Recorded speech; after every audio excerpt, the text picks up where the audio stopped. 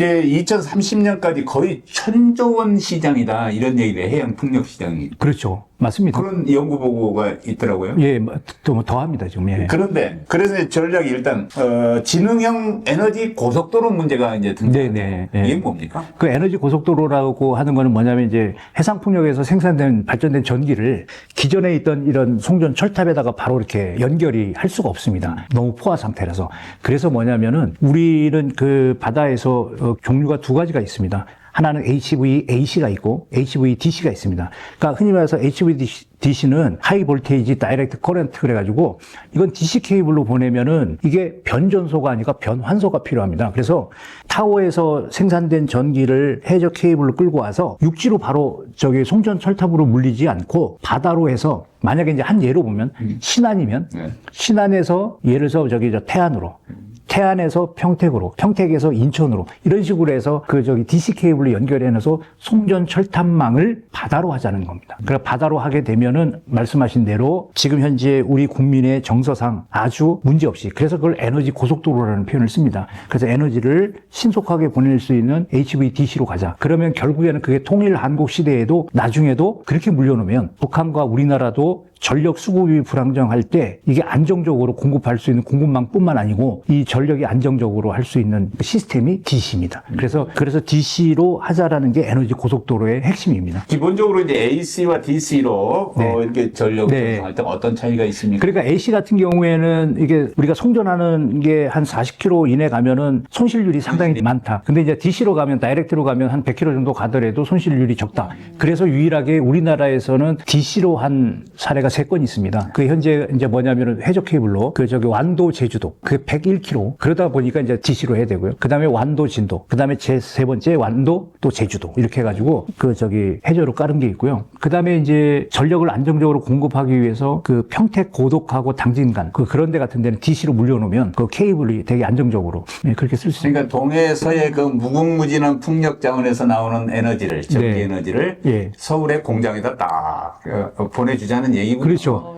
그분에 맞으니까. 예, 맞습니다. 근데 이제 중요한 건 또 이런 문제도 있을 겁니다. 그러니까 수도권에 있는 사람들이 볼 때는 그런 거예요. 아, 저 신안에 있는 할머니 입장에서 볼 때는 야, 우리 앞바다에서 바람개비 돌려가지고 생산된 전기는 나도 5만 원, 저기 저 킬로와트당 얼마 쓰고, 야, 서울에 있는 딸내집도 같은 가격 쓰면 내가 이거 고속도로도 통행료가 있어가지고 가까운 데는 700원이고 멀면 몇천 원인데 이거 너무 형평이 안 맞는 거 아니야? 그거 맞는 얘기입니다. 그게 맞을 수도 있습니다. 그러니까 결국에는 지방 분산화시키고 마이크로 그리드로 가는 게 어떻게 보면 이제 논리가 되는 거죠.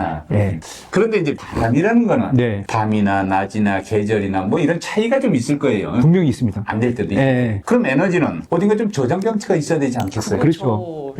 그 ESS라고 들었는데 그게 뭐예요? 뭐의 약자고? 그러니까 ESS는 에너지 스토리지 시스템. 그래서 에너지를 저장하는 그 저장 장치가 필요한 게 뭐 이런 거잖아요. 우리가 농사를 짓는데 그냥 천수답으로 그냥 비 올 때 그냥 농사 짓는 게 아니고 좀 댐을 만들자. 그런 거거든요. 그러니까 흔히 말해서 태양광도 데이타임에 생산된 전력이니까 생산된 전력을 모아서 뭐 해봐야 2시간 남짓 3시간 정도밖에 안 되니까 모아서 그걸 써서 필요할 때 저녁에 쓰자. 그러니까 ESS가 반드시 필요합니다. 거대한 배터리네요. 네, 그렇죠. 그 결국에는 그 ESS가 이런 것 같습니다. 그러니까 태양광, 풍력은 기본적으로 첫 번째 단계 스테이지에서 필요하다면 요걸 모아서 ESS 저장을 하고요. 그 다음에 저장된 전기를 사실 그 다음 단계로 넘어가서는 사실은 이제 신재생 에너지의 꽃은 수소, 개통으로 넘어가는 거니까 수소로 가기 위해서는 이 ESS 된 전기를 수전해서 H2O를 쪼개가지고 물분해해가지고 수소를 만드는 것까지 그렇게 해서 수소 연료전지까지 가는 것, 요 생태계가 꽃입니다. 그러니까 우리가 뒷단에 수소 그 생태계를 가기 위한 전 단계로 ESS가 필요한 거죠.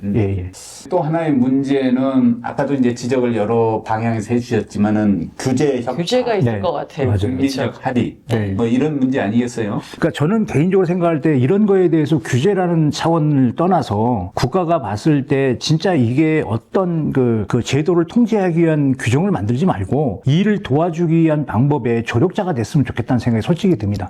문제의 핵심은 뭐냐면 우리 사실 대한민국에 해상풍력 그렇게 한다고 벌써 십몇 년 전부터 얘기를 했는데요. 정확하게 0.35 메가와트였어요. 그러니까 10메가짜리로 따지면 35개밖에 못 꼽아봤어요.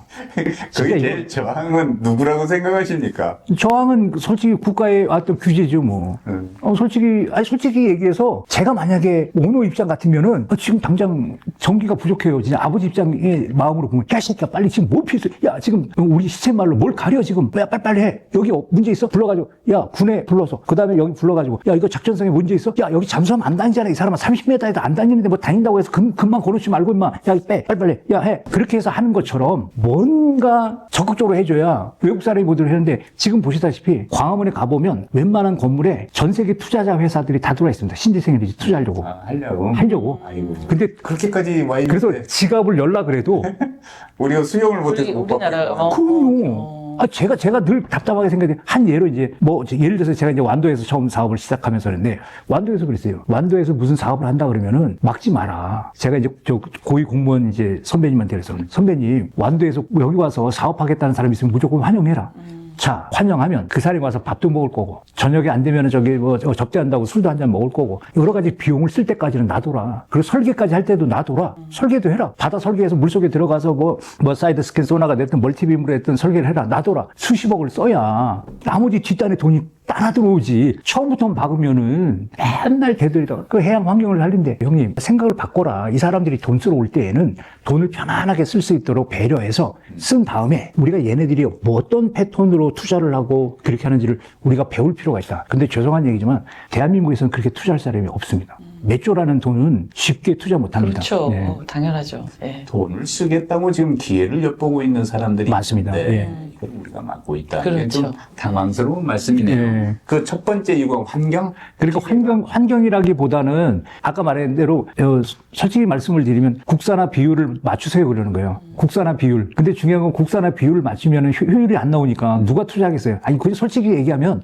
국산화 비율로 맞추세요 그랬더니 답답한 거예요. 차라리 국산화 비율이 아니라 당신네들이 투자한 거는 당신네들이 알아서 품질에 문제 없도록 잘해서 왜? 그래야 수익자들이 좋은 제품을 가져올 거 아니에요. 또 그 터바인을 만드는 그 발전기 자체도 국가적으로 좀 역량을 해서 지금 현재 우리나라에서 10메가 정도 사이즈도 아직까지 생산이 안 됩니다, 잘. 근데 지금 외국에는 20 몇 메가짜리, 이거에 막 더블 스코어, 막 15메가짜리. 그러니까 바람개비를 한 번 돌아서 생산이 열이라면, 이거 한 번 돌아서 20개가 되는, 이런 것처럼 차이가 너무 나니, 좀 외국의 어떤 좋은 기술들을 잘 접목해야 돼. 안 그러니까 문제가. 일단 기계 설비 분야는 우리가 좀 떨어져 있으니. 많이 떨어져 있어요. 들어오는 거 그냥 풀자. 그냥 인정해야 됩니다. 규제를 좀 완화해서 빨리빨리 시도할 수 있게끔. 그리고 중요한 건 뭐냐면, 그렇게 되면 타워를 세우는 것도 수량이 많아집니다.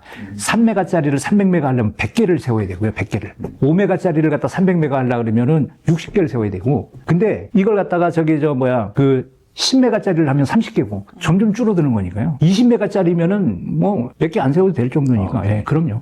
이제 그 논점이 좀 명확해졌네. 한동안 태양 전력을 쓴다는 얘기 있었는데 이제 풍력이 더 강한 것 같아요. 예, 왜냐하면 풍력은 에너지 자체가 워낙 밀도도 높고 그다음에 사실은 전력. 근데 태양광의 단점은 뭐냐면 사실 우리나라의 기본적으로 면적 자체가 진짜로 중국이라든지 미국처럼 막 사막 한가운데 그냥 막 진짜 그야말로 끝도 없는 사막 같으면 그런 데 하면 참 얼마나 좋겠습니까? 근데 그런 데가 없거든요. 기껏해봐야 우리는 풍력일수도 또 제한이 돼요. 예. 그런 데다가 또 워낙 또 사람들의 인구 밀도가 높다 보니까 다닥다닥 붙어 있는데 태양광 한다는 것도 말이 안 되고. 예. 그러다 보니까 제일 좋은 거는 저는 개인적으로 생각합니다. 진짜 155마일 철책선에 태양광 그냥 하십시오. 저는 그렇게 권하고 싶습니다.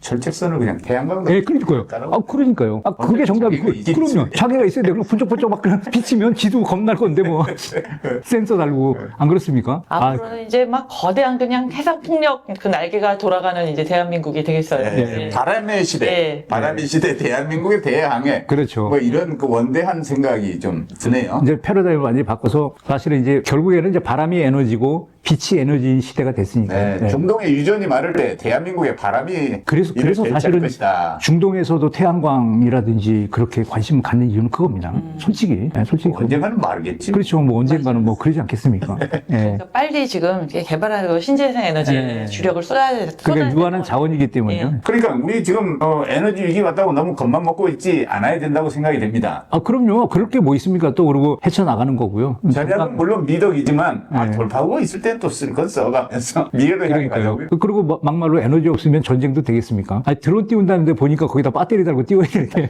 배터리 충전을 못 한다 그러면 그러니까 이게 뭐- 들어가는 데가 없긴 그렇죠. 하죠. 보니까. 네, 예. 거기 그랬다고 뭘 하겠어요. 그러니까 결국 전부 다 기승전 에너지고 뭐 전부 다 그런 거니까요. 네, 오늘 안승환 박사님 모시고 대한민국의 이제 풍력 문제, 그 에너지 전환 문제, 바람의 시대를 대비하자는 말씀 오늘 아주 재미나게 잘 들었습니다. 네. 아이, 감사합니다. 또 말씀 계속해 주시면 감사하겠습니다. 네, 고맙습니다. 네, 감사합니다. 네.